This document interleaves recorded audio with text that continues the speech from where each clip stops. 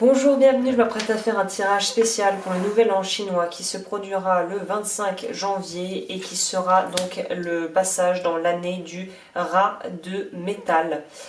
Donc voilà, je ne suis pas une spécialiste par rapport à ça, mais je voulais quand même faire les énergies. Donc là, je vais faire les énergies générales et ensuite, tu auras la possibilité, tu ne vois pas à la caméra, de choisir entre deux tas pour peut-être avoir plus d'informations par rapport à ta situation, pour faire quelque chose d'un peu moins généraliste, même si ça reste général, là d'autant plus. Cette fois-ci, c'est une première pour moi, je n'utilise pas le tarot, mais j'ai utilisé d'autres oracles qui, je pense, se prêtent bien à ce que je veux faire. Donc il y a le Tao, bien évidemment, l'oracle Sacred Destiny de Liz Dennis Lynn, les messages des plantes du monde de Eric Kotsiras que j'adore, et les archétypes pour pouvoir voir sur quoi on doit bosser. Tout est dans la barre d'infos si ça t'intéresse. Et si tu souhaites avoir une année spécialisée pour en savoir plus sur ton année, par rapport à l'astrologie chinoise, n'hésite pas à me contacter, ça m'intéresserait de pouvoir travailler là-dessus avec toi si tu en as envie. On commence.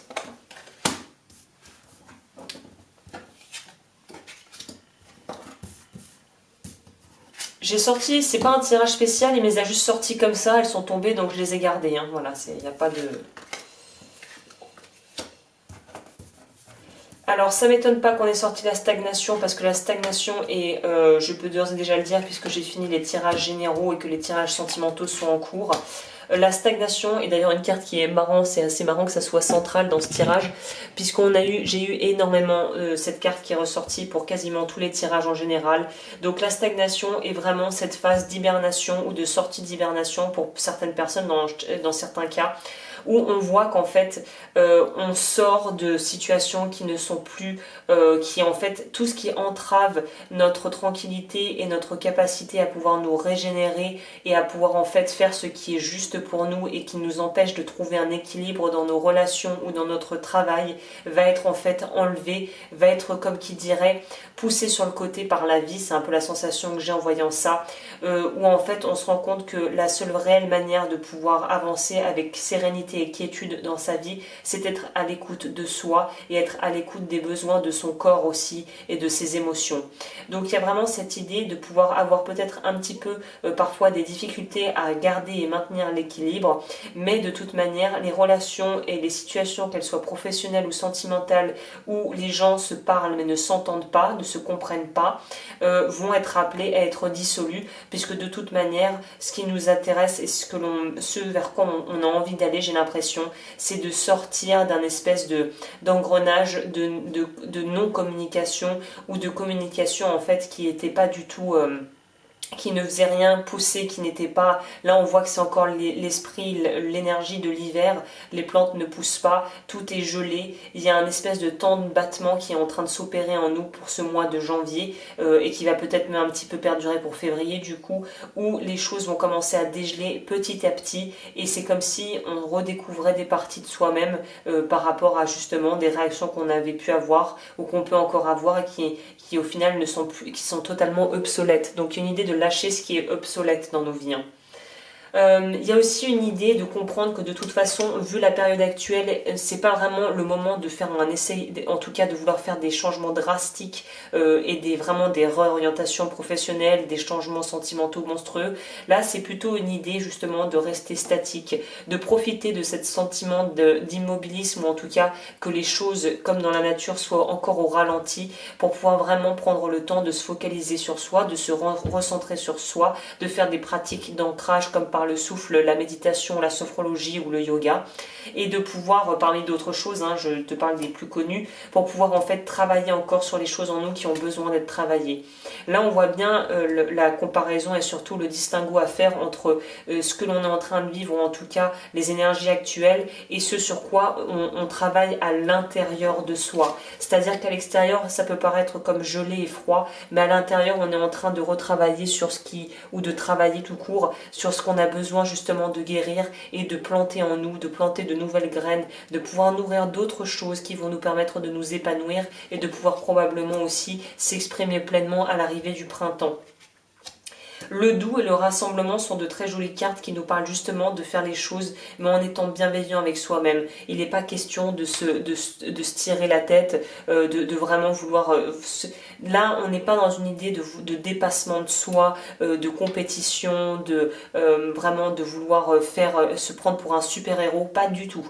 Là, on est plutôt dans une idée de lentement mais sûrement pouvoir canaliser notre énergie, canaliser aussi notre vécu pour pouvoir tirer les fruits de ce vécu et pour pouvoir en fait être capable d'avoir assez d'énergie et d'emmagasiner assez de connaissances pour pouvoir en fait renaître à soi-même. Cette carte nous parle vraiment de renaissance, même si c'est difficile, le fait de s'ouvrir, d'ouvrir son cœur quelque part à quelqu'un ou en tout cas d'être dans une ouverture par rapport à ce que l'on a vécu ou ce que l'on est présentement en train de vivre va nous permettre de pouvoir renaître à nous-mêmes, même si on se sentira nu comme un ver vulnérable et qu'on ne sera pas forcément expérimenté parce que voilà, apprendre à se connaître, c'est un processus, c'est le processus d'une vie quoi.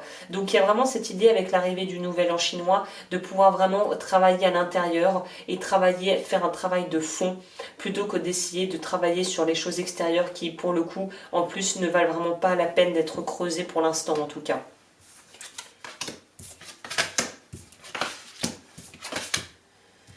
Le pardon, notre bon vieux pardon qui irait bien avec ça. Après, je mettrai un gros bémol sur le fait, le pardon, je pense qu'on a une définition judéo-chrétienne qui, moi, ne me convient pas du pardon. On pardonne déjà pour soi et il y a des choses si on n'est pas prêt à pardonner, je parle encore petite parenthèse par expérience personnelle, si tu n'es pas prêt à pardonner, ne dis pas je pardonne alors que si dans le fond, au fond de toi-même, c'est pas ok. Parce qu'en fait, ça va faire plus de dégâts, plus de mal que de bien, puisqu'en fait, ça va être en donnant, en essayant de t'autoriser à pardonner quelque chose qu'en fait tu n'as pas digéré, tu vas renier une partie de toi qui ne se sent pas entendue et qui est encore en guérison et qui va se dire attends. Mais moi je suis pas du tout ok avec le fait de vouloir pardonner à moi-même ou à cette personne, donc je pense que le pardon est vraiment un truc à part entière qu'il faut prendre, qu'il faut faire à son rythme. Tout le monde ne va pas au même rythme par rapport à ça, et surtout c'est comme l'amour, on ne peut pas forcer le pardon, on ne peut pas forcer quelqu'un à aimer, on ne peut pas forcer quelqu'un à pardonner, et si on essaie de se forcer en essayant de se convaincre qu'on peut pardonner alors qu'en fait on n'est pas du tout ok avec ça, on va faire beaucoup de dégâts collatéraux. Donc vraiment le pardon est quelque chose que je te conseille d'étudier, peut-être de lire des ouvrages, de te questionner sur ce qu'est le pardon pour toi, qu'est-ce que ça signifie, parce que c'est quelque chose qui est nécessaire pour notre avancée, mais qui ne peut pas être fait à la va-vite.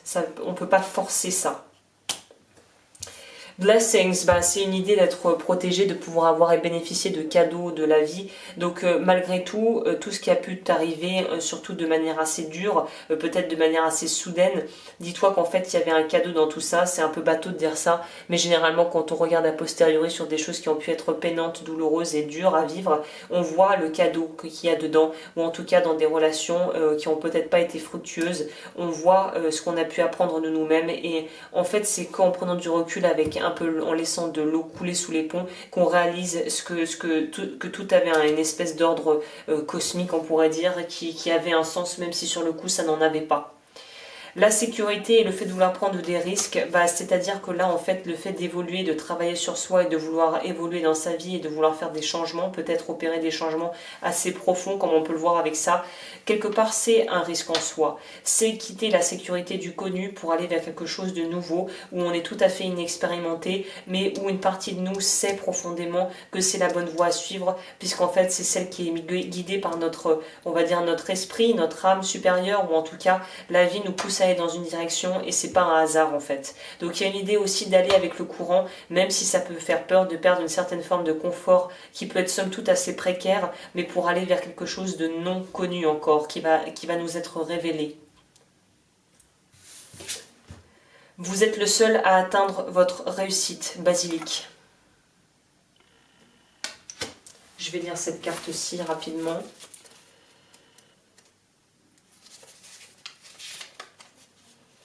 Origine Asie du Sud, Afrique centrale. L'énergie du basilic est puissante, régénératrice et purifiante. Il nous rappelle qu'il est important d'avoir une foi totale en soi et en ses anges pour accomplir sa vie. Personne ne peut agir pour nous, cette idée n'est qu'une illusion. En revanche, nous pouvons demander de l'aide aux autres et aux anges afin d'être guidés. Message, ayez totalement confiance en vous car vous méritez tout le bonheur auquel vous aspirez. L'affirmation positive, c'est merci pour la foi totale et solide qui demeure en moi. Merci à mes anges car je sais qu'une vie meilleure m'attend et je me sens complètement prêt ou prête à la vivre. Merci à l'univers. Merci à l'énergie du basilic. Donc remplace les anges par ce en quoi tu crois, la vie, mon esprit supérieur, l'univers. Mais en tout cas, il y a cette idée de... Il n'y a que toi qui peux faire ce travail. Je rebondis à ce que je disais au début et je clôturerai pour le tirage général. Il n'y a que toi qui puisse t'embarquer sur ce chemin. C'est un travail qui se fait seul, mais qui pourra faire bénéficier aux autres autour de toi par la suite. Mais il faut d'abord le faire pour soi. Bah dis donc, c'est un sacré gros message, c'est un sacré gros paquet là. Hein. Donc voilà apparemment les énergies pour cette entrée dans l'année du rat de métal.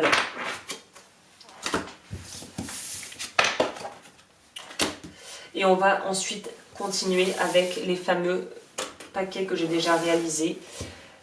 Ta numéro 1, la pièce. Ta numéro 2, le jade. Donc je te laisse choisir, mets sur pause si tu en as besoin. Les minutages sont juste en dessous. Je commence avec la pièce.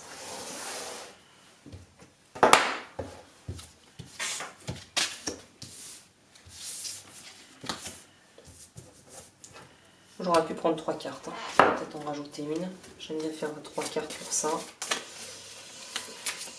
Alors...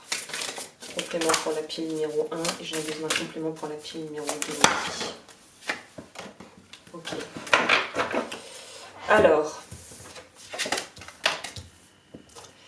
c'est intéressant parce qu'en général on nous parlait de rassemblement, là on nous parle d'éclatement. Donc là on est clairement sur des personnes qui ont besoin de complètement réassainir leur relation à eux-mêmes. Tout d'abord la façon dont tu te parles, la façon dont tu te regardes, les interactions que tu peux avoir avec des gens autour de toi. Là pour moi on est sur un groupe, le groupe qui ont choisi la pièce. Vous avez besoin de vraiment vous réapproprier votre corps, votre vie, de vous revenir dans votre tête et de pouvoir redevenir souverain et le maître ou la maîtresse, enfin ça fait bizarre de dire ça, mais le maître de votre vie. Il y a une idée de reprendre les choses en main et ça va se faire forcément par la décomposition de relations et l'assainissement de situations, que ce soit au travail ou personnel et sentimental, pour pouvoir vraiment aller de l'avant. Donc il y a une idée de plus se compromettre, de plus s'asseoir sur ses besoins, de plus renier qui l'on est pour faire plaisir aux yeux des autres, mais pour pouvoir vraiment être qui l'on est. Il y a une idée de la capitulation, moi le mot me fait tilter là parce qu'il y a une idée de vraiment lâcher l'affaire, vraiment de lâcher prise par rapport à des choses qui sont hors de contrôle, parce que en fait pour moi on est dans un groupe de personnes qui portent peut-être des gens en estime, qui en fait ne leur rendent pas l'appareil, et en plus de ça de trop être dépendant du regard de l'autre, et il est temps de briser ces chaînes et de sortir de cette dépendance au regard de l'autre et à la validation d'autrui. Voilà, on te demande de pouvoir vraiment apprendre à te faire confiance, d'être capable de voir ce que ton vrai potentiel est, de te juger à ta juste valeur et de vraiment embracing. Je me souviens plus exactement, mais c'est une très belle carte qui nous parle de pouvoir vraiment accepter le changement. Hein.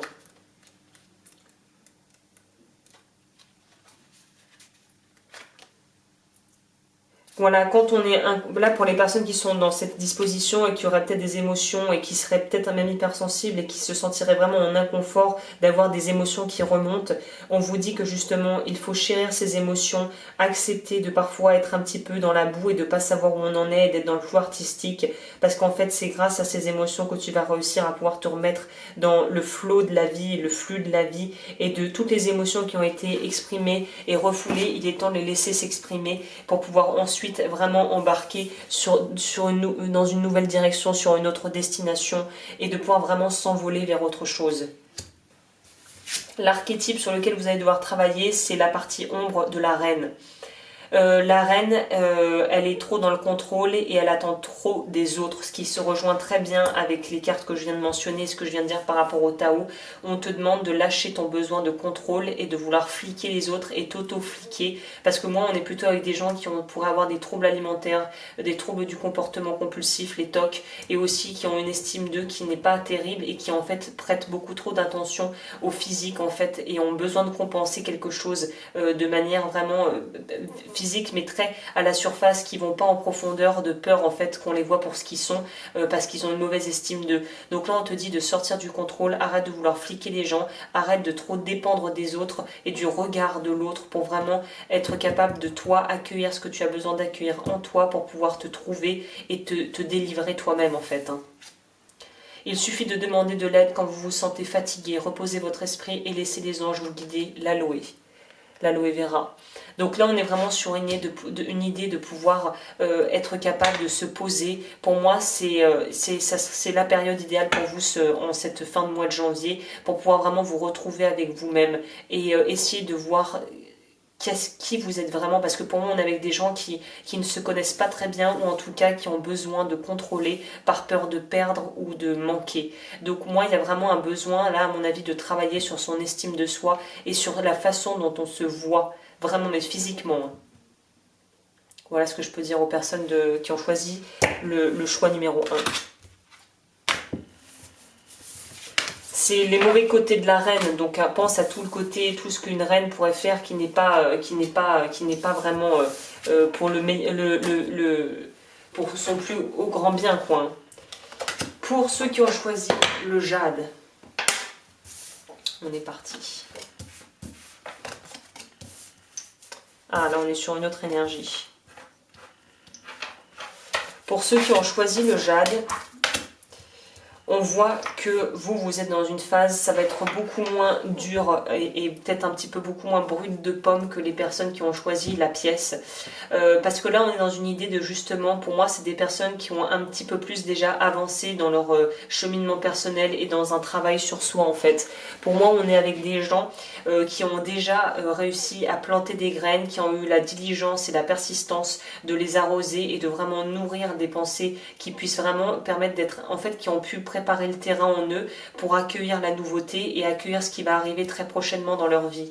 Donc pour moi on est sur des personnes là qui sont déjà passées par des phases difficiles mais qui ont réussi à se relever, qui sont déjà entrées dans une forme de résilience un petit peu plus poussée que les personnes du groupe précédent et qui en fait sont dans un continuum, dans une continuité et qui ont bien compris, on voit bien que la nature est très importante dans ces cartes, ressort beaucoup. Donc pour moi on est sur des personnes qui ont compris l'importance des plaisirs simple de la vie, des petites choses et de en fait éprouver et nourrir une certaine forme de gratitude et de quiétude intérieure à travers des choses simples et là je vois des choses que l'on fait pour soi en solitaire.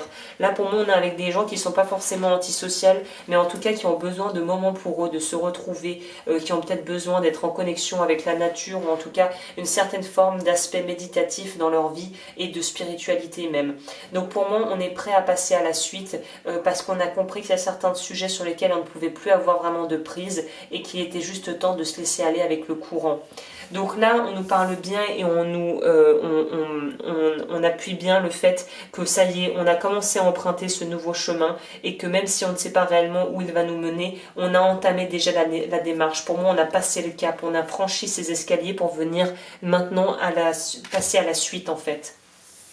L'idée de paix intérieure est encore présente. Pour moi, on est sur des personnes qui ont peut-être encore des choses à régler, mais qui ont déjà dégrossi une grosse partie des choses qui justement les empêchaient d'aller de l'avant, qui ont un petit peu réussi justement à briser leur chaîne et à pouvoir aller vers ce vers quoi ils ont envie d'aller. On est sur des gens qui sont déjà un petit peu plus équilibrés sur le plan émotionnel, ou en tout cas qui tendent vers ça. L'archétype sur lequel vous allez devoir travailler, c'est l'exorciste, mais la partie ombre. On te demande, en tout cas ce qui ressort, c'est une peur de vraiment confronter, pour moi, les derniers résidus. Là, on nous dit de pouvoir faire face à ses propres démons. Donc, c'est vraiment une idée de pouvoir se libérer des quelques résidus qui restent, de la peur d'être jugé, d'être rejeté et de ne pas être compris, d'être en marge aussi. Il y a une idée pour moi, pour les gens qui ont choisi la pile numéro 2, ce sont des personnes qui qui soit sont en marge sans être marginales, mais qui ont une tendance à vouloir faire cavalier seul parfois lorsque les autres ne suivent pas et qui ont déjà une certaine assise et une certaine confiance en eux qui leur permet de faire ce travail, mais qui ont quand même des peurs de fond qui doivent être adressées et qui ont besoin, pour moi, c'est plutôt une partie de vous qui a encore besoin d'être sécurisée, qui a encore besoin de se retrouver dans le regard de l'autre et qui parfois ne l'est pas. Donc là, vraiment, il y a une idée de pouvoir balayer les derniers résidus de tes propres peurs les plus profondes et les plus instinctives et instinctuelles pour pouvoir aller de l'avant et être en paix, clairement en paix avec toi-même. Le petit message, il y a en ce moment une énergie qui vous guérit, laissez-la agir sur vous et votre vie. La vigne, carte 49.